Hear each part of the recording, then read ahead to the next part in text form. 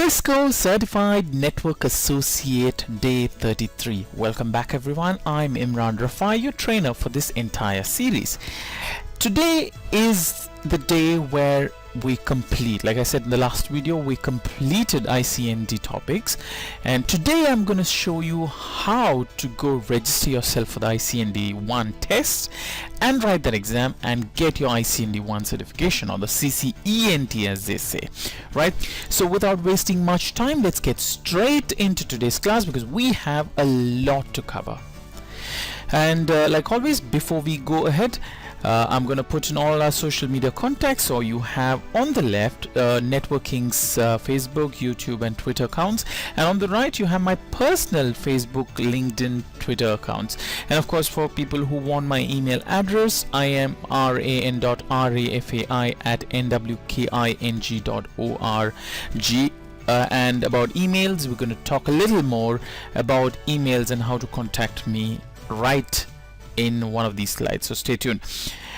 So what are we going to look at? We're going to look at three things. We're going to look at how to register and write your ICND 1 exam, how to keep this series free. This is the most important thing. Stay tuned. And then we will look at the best practices for learning with networking. So how do we, like I said, we completed the training, so we have gone through each and every topic that's part of ICND 1. Now, how do we register for that exam of 105, right? That's version 3 ICND 1 exam. So how do we register for that and how do we write that exam? So this is what you need to do. All right, first things first, open up your browser and go to cisco.com. From cisco.com, click on this link or that menu which says training and events. Click on that and then choose CCNA, right? That's the entry level certification. Click on that and that should take you to the CCNA page. And if you scroll down, if you want, you're free to read whatever that is there here, so you understand what this test is about. You say that the required examination is 100105 ICND 1. So if you click on that, it will take you to that specific paper, right? And then it will give you information regarding ICND 1, and the associated certification is CCNA, CCNA routing. Like, these are the other certifications that you can do after you do your ICND. Is there yeah, it's a 90 minutes test, right? 45 to 55 questions, available in English, Japanese, and if you're in one of these Middle East regions, you would have Arabic as an option as well. Like I said in one of our last videos, we looked at the review exam topics, so you are free to go there and look at all the topics that we had to cover in ICND 1. So we have covered everything there, so feel free to go there and read that, but I'm not going to do that now because I don't want to waste time. So the most important thing is, how do we register for this test? Here there is this link which says Pearson View. So if you click on that, it would take you to Pearson. Now Pearson View is examination conducting organization, and Cisco is one of the vendors. It does exam certification tests for multiple vendors. If you click on for test takers, it would give you an option where you can choose all the vendors that's available for test taking, and for us, we need to look at Cisco, so I'm going to talk about Cisco, right? So it's if you want to go to this link straight, it's www.vue.com/Cisco, right? So what you need to do is come here and create an account. It's free to create an account, so feel free to register for your Pearson VU account. Click on this create account and create an account. I already have an account, so I'm just going to sign in. I'm not going to show you my username or the password for obvious reasons, so I'm going to click on that, right, and it should log me in. So once you're here, you need to choose proctored exam, right? This is a proctored exam, the one ICND 1 and ICND 2, all are proctored exams. So choose proctored exams and click on that again. Here you need to choose the test. So if you're doing people who are doing following us, you should be ideally looking at ICND 1 or 105. If you want to do the next exam, it's 200 105, you can click on that. Or if you want to do one composite exam, Cisco 200 125, then you need to click here. Right, for our case it is ICND 1. I click on that, and then you need to choose what language you want to take that exam. What's the language, preferred language, and I mean, it's up to you. You can choose Arabic, English, or Japanese. So I'm going to click English. English it is. Next. And then if you want to see testing policies, you can click on that link and it will tell you all the policies related to this test, of what you need to do, right, on all those things. The test price is USD $165, right? So it used to be $150, now it's $165. So click on schedule the exam, right? And then you need to accept. Of course, you can't do anything else. You say no, I don't accept. You will not be able to write the exam. So you say I accept. Of course, you read the certification NDAs and all those things that they want you to read. Click on I accept. Click on next. Then you need to choose a center. So before that, we need to tell where do you want. So let's say I want to write in London. So click on London, right? You type London and click search. It should give you a list of all the centers in and around London. So I mean, it's going to choose, I think, the city of London as the center. So 1.9 miles. You have Global Knowledge London, then Next Gen Consulting, Excel Tours, First Care Academics, Lugmantech Limited. Right, so I think you can choose up to 3. That's what it says here. Any 3 that is convenient for you. You can choose these 3 or any 3 that you want and click next. Same way if you want New York. Just feel free to choose whatever that wherever you live and wherever is convenient for you to take this test. So it says Global Knowledge London is not available to deliver the exam for the requested date range, so you can choose, I mean, compared with something else. So Next Gen has dates on 17th, so I click on 17th. If I mean, let's assume that's convenient for you. Click on that, it'll tell you all the available slots, right? So if you want Excel Tour, then feel free to click on that date and whatever date you want. Once you do that, you have a scheduled slot that's available. So let's say I want the 10:45 a.m. slot. So I click on that, and it should take me to the page where I confirm, right? So it says $132. All right, this should be in pounds. 132 pounds. It did an automatic conversion of dollar to pounds. So 132 pounds plus 26.48. That's the tax. Estimated total due comes to 158 pounds, right? Once you're happy with this, now also you could get practice tests from Cisco, another $100, $109, whatever, right? If you want to take that practice test, of course, feel free to add it to the cart and then proceed to checkout and finish your payments. So once that's done, what you need to do is on the chosen date, at the chosen time, you go to the center, maybe about 15 to 20 minutes before your test time. Go to the center.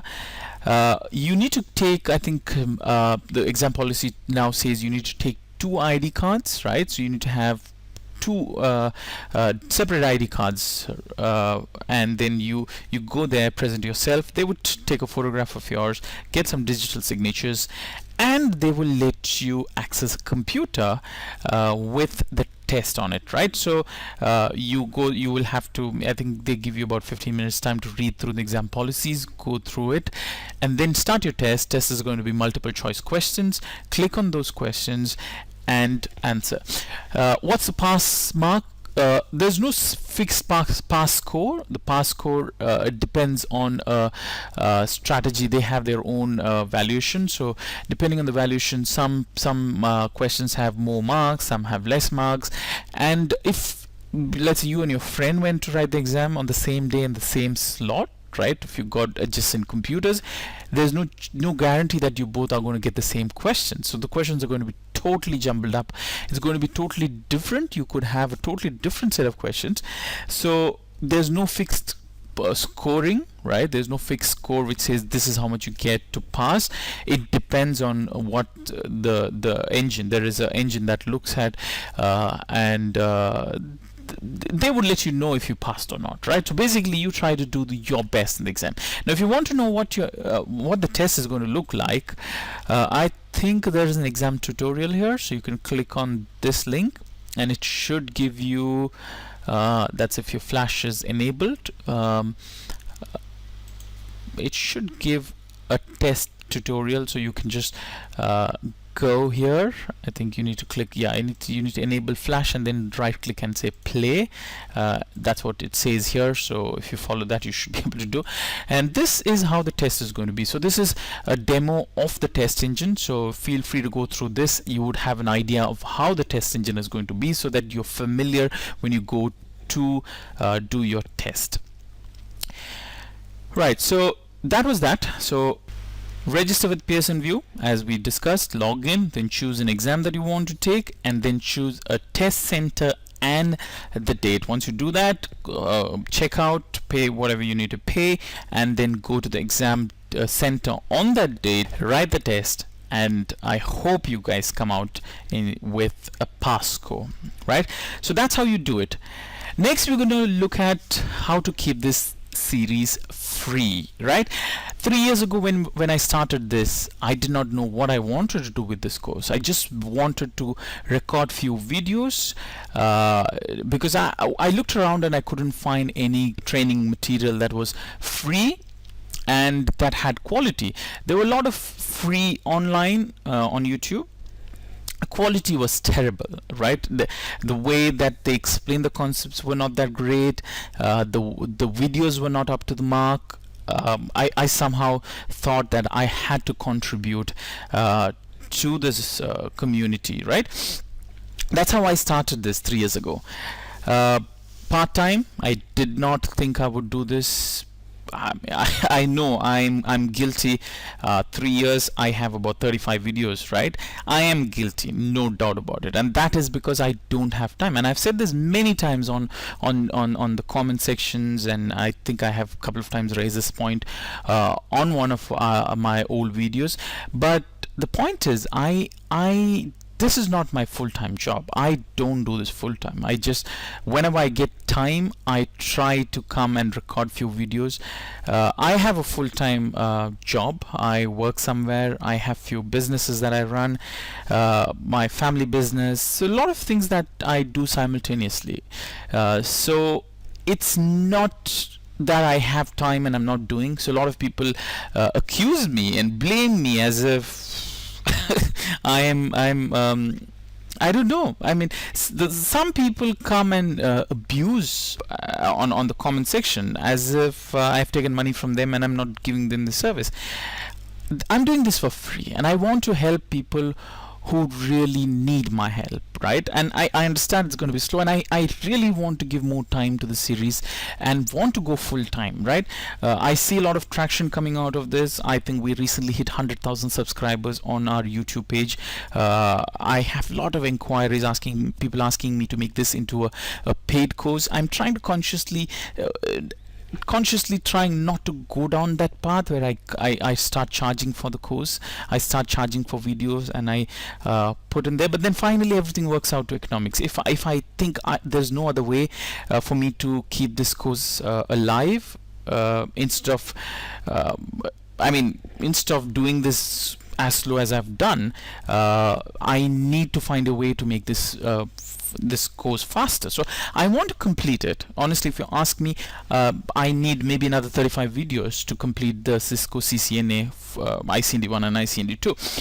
So if you ask me, I want to do it in the next 2 months. But can I do that? I don't know. It all depends on whether I have enough time. I consciously want to get full time into this and start training. So then if I have to come full time, then I need to look at other aspects of economics, right? So I need to see how I can generate enough funds to support it, right? I have a lot of costs then that will be involved with this. So what I've done is, after 3 years, I have had a lot of people suggest this, saying, why don't you let us give you some donations? We want to support this project that I'm doing.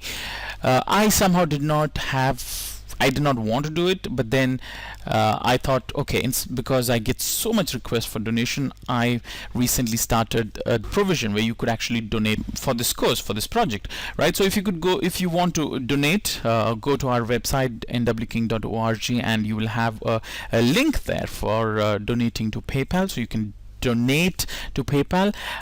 If you look about now, top right hand corner of your screen, you should have a link which should also take you straight to our donation page. That's that. Also, of course, the most important thing that you could do is like this video right now. You can pause and click on that like. Yes, just, yeah, that's the one, that's the button. Yes. And and of course, click on that subscribe button. I mean, you click on that subscribe button, you would be notified if I add a new video, right? So like, subscribe, and like I said, donate. Now if we go, like, people who donate now, one advantage that I can really assure you is that in case we go paid version, right? If you say donate now, minimum donation is about $10, right? If you I mean, you can pay anything, but $10 is how much we say. So let's say you're paying $10 and tomorrow our course goes paid. I mean, when I say course, as in the ICND 2, if we choose to go paid version, people who donate, I'm going to make sure that they get it for free, right?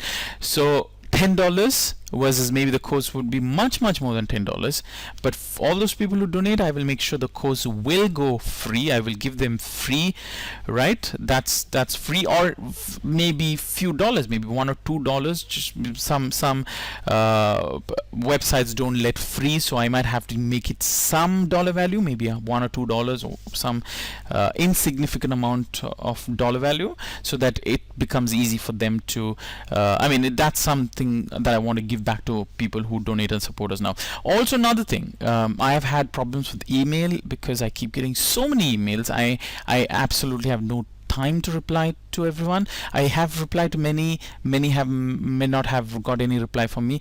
So just as a way to control my email, right, so that I make sure that I reply to people, right, I'm going to make a policy that I'm going to reply only to people who donate to us, right? So that's one way of giving back to people who want to support us. So support us, so we're going to support you. I'm going to put all those people who donate into a special email filter, so those people's email are going to come on right on top, and I'm going to reply to them, right? That's something I'm going to do, but in no way, this is no compulsion. If you don't want to donate, please don't even bother about donating. Your videos are, whatever is available online is available online for you to watch, right? I can't guarantee how the new videos are going to be. It could be free, it could be paid, but that's a decision that I will have to make, and I will make a decision very soon, right? So that's the three things that we had to discuss here: like, subscribe, and donate. Best practice. Now, how to get the best out of this series?